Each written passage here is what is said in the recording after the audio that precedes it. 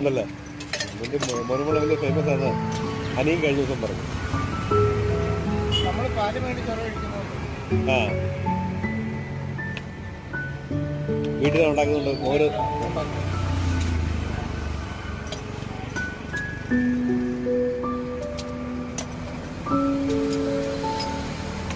അപ്പോൾ ചൂടാകുമ്പോൾ 5 ലിറ്റർ പോകില്ലേ?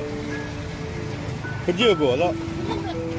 അല്ല, ആ കലത്തി കൊണ്ടുവരും. അപ്പോൾ അപ്പോഴത്തേക്ക് തണുപ്പുണ്ട്.